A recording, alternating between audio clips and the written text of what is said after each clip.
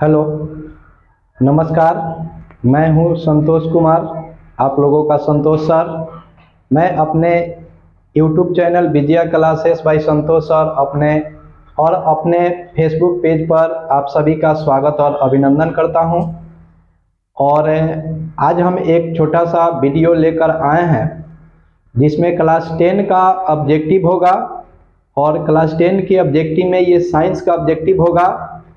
तो आपको पहले पता है ना कि 1 से लेकर के और 118 तक, 1 से लेकर 118 तक हमने ऑब्जेक्टिव यूट्यूब पर अपलोड कर दिया है। आप उसको वहां से देख सकते हैं, बहुत लोगों ने देखा होगा। और अगर आप में से किसी ने नहीं देखा है तो आप जा कर के मेरे चैनल को सब्सक्राइब करेंगे और वहां सब वीडियो देख सकते हैं। और वहां 1 से लेकर के 118 तक जो प्रश्न है ऑब्जेक्टिव वो हमने आपको डाल दिया है। तो आइए आज हम 118 के बाद 119 से लेकर और क्वेश्चन नंबर 145 तक बोर्ड पर लिखा है और इसी क्वेश्चन को आज हम आपको समझाएंगे। और आप इस वीडियो को देख करके और अपना ऑब्जेक्टिव याद कर लीजिएगा। लेकिन एक बार लिखिएगा जरूर, क्योंकि आप एक बार लिखिएगा तो आपसे याद होगा बेहतर ढंग से। और इसमें से कोई भी प्रश्न अगर आपके परीक्षा में आएगा तो आपसे गलत होने की चांस बहुत कम रहेगी। तो आइए हम देखते हैं। आइए, यहाँ हमने लिख दिया है कि क्लास 10 और फिर वस्तुनिष्ठ प्रश्न है 119 से 145 तक। और ये ऑलरेडी साइंस का क्वेश्चन है, मतलब साइंस है, SCIENC देख लीजिएगा, साइंस। तो साइंस का ये टोटल क्वेश्चन है, ऑब्जेक्टिव है 119 से 145। यहाँ देखिएगा 145 है, यहाँ 144 है। तो आइए हम देखते हैं सबसे पहला क्वेश्चन कि किस दर्पण की फोकस दूरी ऋणात्मक होती है। तो आपको पहले से पता है कि अवतल दर्पण की जो फोकस दूरी होती है ऋणात्मक होती है। तो आप 119 में याद करेंगे कि अवतल दर्पण की फोकस दूरी कितना ऋणात्मक होता है। पूछ रहा है कि किस दर्पण की फोकस दूरी ऋणात्मक, तो अवतल दर्पण की फोकस दूरी ऋणात्मक होती है। 120 नंबर प्रश्न है कि दर्पण की फोकस दूरी f और उसकी वक्रता त्रिज्या r में क्या संबंध है। तो दर्पण की फोकस दूरी f और वक्रता त्रिज्या r में संबंध है f बराबर r/2। क्या होता है? f बराबर r/2। 121 नंबर प्रश्न है कि समान दृष्टि के लिए स्पष्ट दृष्टि की न्यूनतम दूरी कितनी होती है। तो 25 सेंटीमीटर आप याद रखेंगे। समान दृष्टि के लिए स्पष्ट दृष्टि की न्यूनतम दूरी 25 सेंटीमीटर। उसी तरह से 122 नंबर क्वेश्चन है कि प्रकाश का कौन सा रंग यानी वर्ण किसी प्रिज्म में से गुजरने के पश्चात या बाद सबसे कम झुकता है, तो वह रंग होता है लाल। तो श्वेत प्रकाश का कौन सा रंग किसी प्रिज्म से गुजरने के बाद सबसे कम झुकता है, तो वह लाल रंग होता है। 123 नंबर क्वेश्चन है कि मानव आँख की रेटिना द्वारा बनाई गई छवि होती है यानी प्रतिबिंब होती है।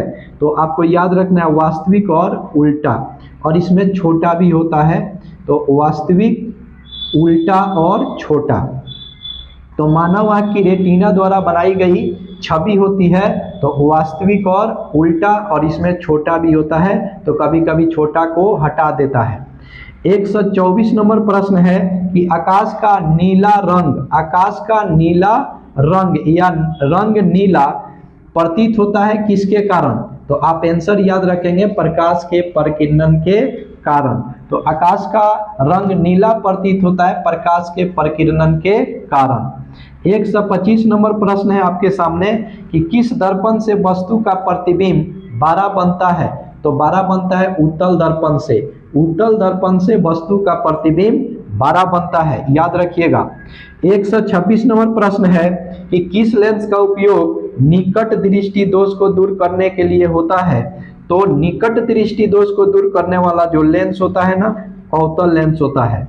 तो अवतल लेंस का उपयोग निकट दृष्टि दोष को दूर करने में होता है। कौन सा लेंस? अवतल। 127 नंबर प्रश्न है कि विद्युत धारा की उपस्थिति को दर्शाने वाला उपकरण कौन है, तो आप याद रखेंगे गैल्वेनोमीटर। तो विद्युत धारा की उपस्थिति को दर्शाने वाला उपकरण होता है गैल्वेनोमीटर। 128 नंबर क्वेश्चन आप देख सकते हैं, बाएं हाथ के अंगूठे। तो बाएं हाथ के अंगूठे के नियम को किसने प्रतिपादित किया था, तो बाएं हाथ के अंगूठे के नियम को प्रतिपादित किया था फ्लेमिंग। याद रखेंगे फ्लेमिंग। फ्लेमिंग ने ही बताया था एक नियम जिसका नाम था दाएं हाथ के अंगूठे। तो दाएं हाथ के अंगूठे का नियम फ्लेमिंग ने दिया था, फ्लेमिंग। इसके बाद 129 नंबर प्रश्न है कि विभवांतर, देख लीजिएगा, विभवांतर का एसआई मात्रक। तो विभवांतर का एसआई मात्रक वोल्ट होता है। तो विभवांतर का एसआई मात्रक वोल्ट होता है, तो आप वोल्ट याद रखेंगे। 130 नंबर प्रश्न है कि किस संयोजन द्वारा प्रतिरोध का मान बढ़ता है, तो श्रेणी क्रम संयोजन द्वारा प्रतिरोध का मान बढ़ता है।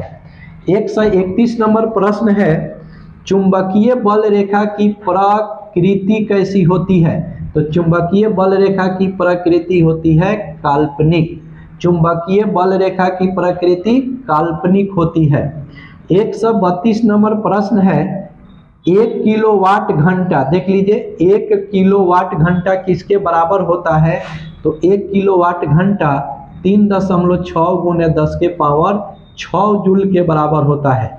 1 किलोवाट घंटा कितने के बराबर, तो 3.6 गुने 10 के पावर 6 जूल के बराबर। 133 नंबर प्रश्न है, नवीकरणीय ऊर्जा का स्रोत क्या है, और ऊर्जा कैसी, नवीकरणीय। तो नवीकरणीय ऊर्जा का स्रोत सौर ऊर्जा होता है, याद रखिएगा सौर ऊर्जा। तो नवीकरणीय ऊर्जा का स्रोत सौर ऊर्जा आप याद कर लीजिएगा। 134 नंबर प्रश्न है, किस लेंस को अपसारी लेंस के नाम से जानते हैं, तो अपसारी लेंस कहा जाता है अवतल लेंस को। किस लेंस को, अवतल लेंस को।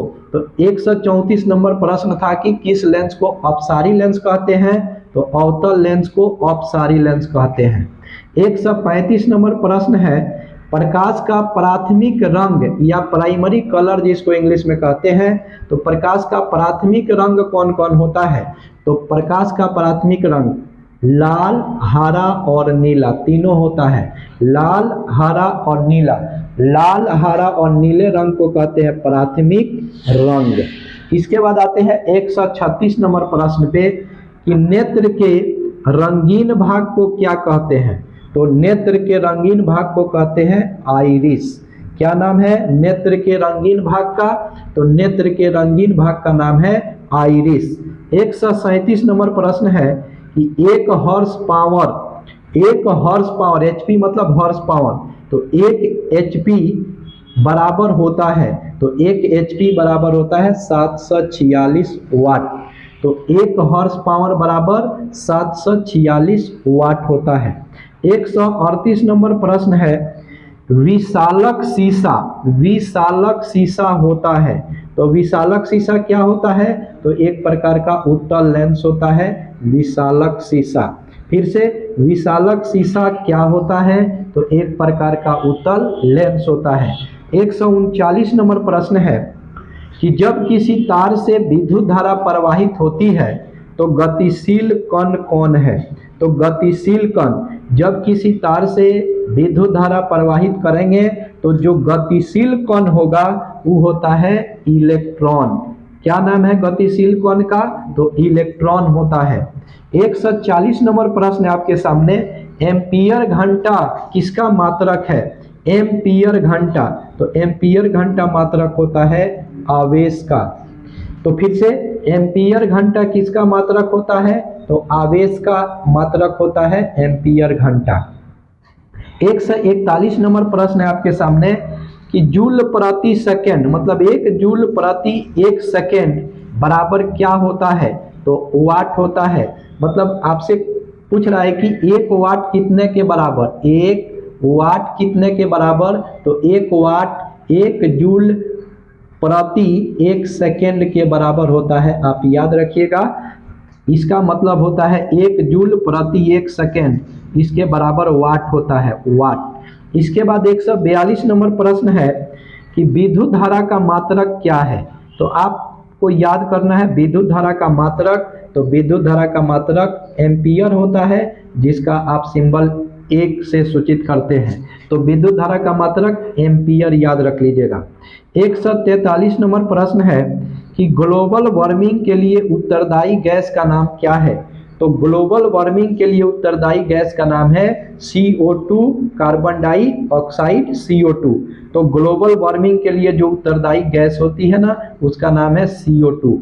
इसके बाद 144 नंबर प्रश्न है कि शरीर में भोजन का पचना किस प्रकार की अभिक्रिया है या कैसी अभिक्रिया है। तो आपको बताना है अपघटन या वियोजन। तो शरीर में भोजन का पचना किस प्रकार की अभिक्रिया है, तो आपको याद रखना है अपघटन या वियोजन। तो 144 और एक प्रश्न इधर है, आप थोड़ा सा ध्यान से देख लीजिएगा। ये 145 नंबर प्रश्न है कि काली चूना पर जब जल डाला जाता है तब अभिक्रिया होती है। कौन सी अभिक्रिया?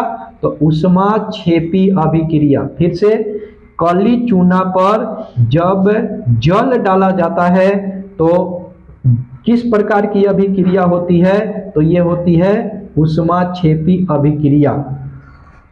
तो आपको ये वीडियो कैसा लगा आप कमेंट करके बताएंगे, कमेंट सेक्शन में जाके, और कमेंट में लिखेंगे कि आपको ये वीडियो कैसा लगा, आपको ये साइंस का ऑब्जेक्टिव जो हम लेकर के आ रहे हैं वो आपको कैसा लग रहा है। और आप अपने दोस्तों के पास इस क्वेश्चन को थोड़ा सा, इस वीडियो को शेयर कीजिए, ताकि उन लोग को का भी ऑब्जेक्टिव अपना ठीक से तैयारी हो सके। और आने वाले परीक्षा में अगर यहाँ से 1 से 2 या 1-2-3 क्वेश्चन अगर आए तो उनसे छूटे नहीं, उनसे सही सही बन जाए। और आप कमेंट करके बताइए कि ये सीरीज आपको कैसा लग रहा है। अगर अच्छा लग रहा होगा तो हम इसे और भी इस प्रकार के वीडियो को लेकर के आपके सामने आएंगे। धन्यवाद।